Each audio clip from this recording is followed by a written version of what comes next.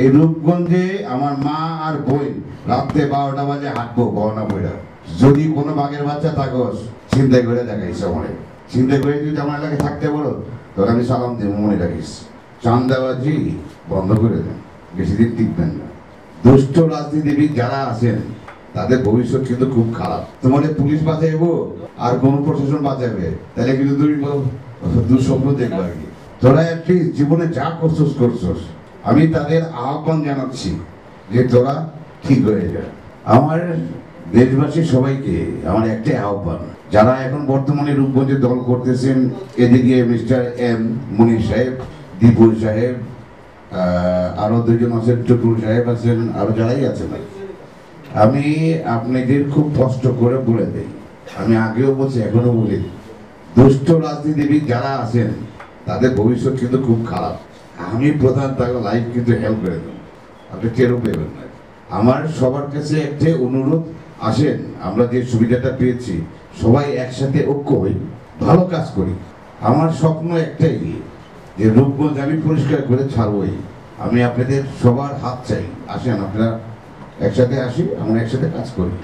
আপনারা কে কে কোন কোন পদে যাবেন, কোন চেয়ারে মালিক হবেন, এটা বাকিটা আল্লাহ সিদ্ধান্ত নেবে আর কি। বাট অ্যাটলিস্ট যতদিন আছেন আর কি, অ্যাটলিস্ট রূপগঞ্জে ভালো কাজ করে। চাঁদাবাজি বন্ধ করে দেন। চাঁদাবাজিদের কোনো দল নাই, সন্ত্রাসের কোনো দল নাই। আপনি মিস্টার তারেক সাহেব সবসময় বলে সন্ত্রাসীদের কোনো দল নাই, চাঁদাবাজির কোনো দল নাই, আপনাদেরও কোনো দল নাই। কিন্তু আপনি মনে করবেন যে মানুষের বোকা মনে করেন, যে সবসময় বোকা বোঝা রাখবেন যে আমরা বোকা, জাতি কিন্তু বোকা না, জাতি সবই চেনে, জানে, বোঝে।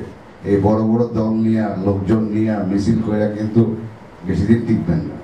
তার থেকে ভালো আসেন আমরা সবাই মিলে কাজ করি, রূপগঞ্জটাকে একটা মডেল তৈরি করি।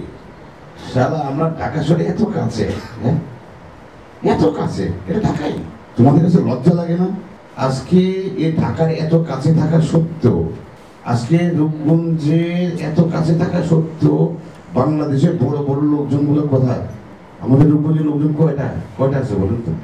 আছে? নাই।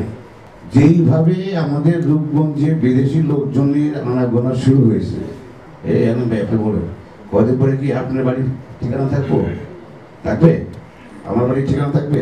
তোকে বাড়ির ঠিকানা থাকবো না। সবার একটাই, নিজেরই বাঁচানোর জন্য, নিজের মাটিরে বাঁচানোর জন্য সবার এক লোকে থাকতে হইব, এর কোনো বিকল্প নাই। এখন তোমাদের যা যা কোশ্চেন করতে পারো। আমার সিম্পল, আমি 8 থেকে নামবো, আমি 8 থেকে নামবো। তুমি মনে করবে না যে সামনে তোমাদের পুলিশ বাঁচাইবো আর কোন প্রশাসন বাঁচাবে, তাহলে কিন্তু তুমি দুঃস্বপ্ন দেখবো আর কি, ওইটা হবে না। কিন্তু নিচে গাজী মন্ত্রী থাকতে, এমপি থাকতেই কিন্তু আমি ওটা কিন্তু পিড়ায় পরিষ্কার করছি। এন্টায়ার ফ্লাইওভারে গাছ লাগাইছিলাম, বেড়া কি বলে বাঁশি দিয়ে বেড়া লাগাইছি। রাস্তায় ময়লাও পান না, কোনো দোকানও ছিল না, কিন্তু আশেপাশে কোনো ময়লা ছিল না কিন্তু। আর আপনারা এখন গিয়ে দেখেন যে ওই ফ্লাইওভারের নিচে কি অবস্থা, তাহলে আপনারা বুঝতে পারবেন দেশটা আগের থেকে এখন ভালো না খারাপ। রূপগঞ্জে আপনি যেটা বলছেন যে 5ই আগস্টের আগে 5ই আগস্টের পরে পরিবর্তন একটা হয়েছে আর কি। আগে মনে করেন যে আপনি গাজী আর গাজীর বাহিনী একা একা খাইছে, গাজী আর গাজীর বাহিনী একা একা খেয়েছে। এখন গাজীর বাহিনী নাই, সামনে নাই, পিছনে আছে, এখন আবার আরেকজন খাচ্ছে আর কি। আগে রেট ছিল 100 টাকা, এখন রেট বাইরে গেছে 120 টাকা, 150 টাকা, জায়গায় জায়গায় 200 টাকা। আবার আমাদের রূপগঞ্জটা খুব ভালো একটা পার্ট। কি পার্ট জানেন?